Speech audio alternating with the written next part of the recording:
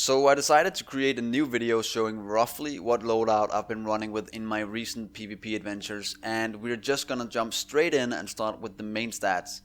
Firepower sits at around 3600, stamina at 2100, which will net around 64k health, and then we have electronics at 1000. 1k electronics is of course not going to give anybody 20k skill power, but I'll show you how that's possible now that we're going to take a closer look at my gear. The vest of course has the reckless talent, increases your outgoing damage by 13% and decreases your incoming damage by 10%.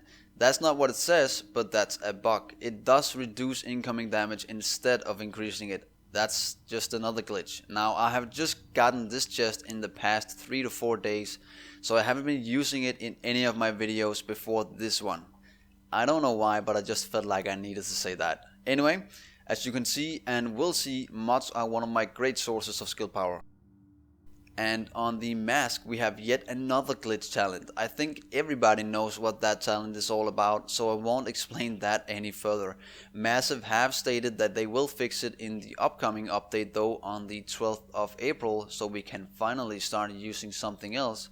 But moving on from that, I do like the burn resistance on this thing, since people have been increasingly utilizing the very overpowered incendiary rounds that in my opinion is an even larger problem than the signature skills in PvP, but that's a whole other discussion. I have 2 mod slots on this, since I feel that the extra slot is more powerful than the crit chance you could otherwise get on this piece of gear.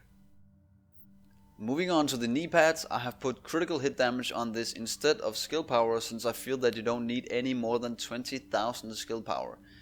And of course yet another mod slot, since these are very powerful and give excellent stats. You should really get mod slots on every piece of gear, except for the gloves of course, since that's impossible and you can't do that.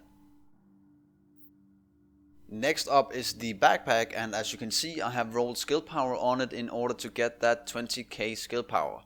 There is burn resistance on it as well, as that is one of the best minor attributes in my opinion, because of what I have already stated earlier in the video. The gloves are pretty straightforward. They have all the usual stats you want on them, plus they have the savage talent that is definitely the best talent you can get. The other gloves I have in my inventory are for marksman rifles, assault rifles and SMGs, just so I have a set of gloves for every weird build I want to try out.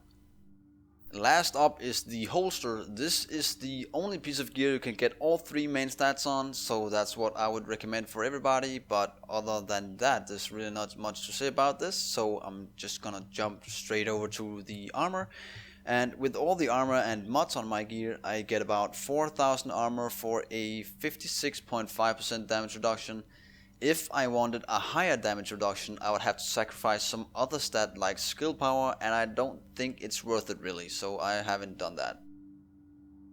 Moving on to my Super 90, it is the exact same one as always, but with the weapon damage and rate of fire magazine and absolutely no stability on it. It creates a large recoil as you can see, but still it's more than manageable and with a nice tight spread even when hip firing, which is muchos importantes. On my M1A I've sacrificed some stability to get more hip fire accuracy, since man, this weapon is just as good up close as it is at long range, and I've gotten a video proving just that. I'm gonna put the link in the description. Anyway guys, this video was for my subscribers asking for an updated loadout video. I hope it was good enough. Thank you guys for watching, and I'll see you some other time.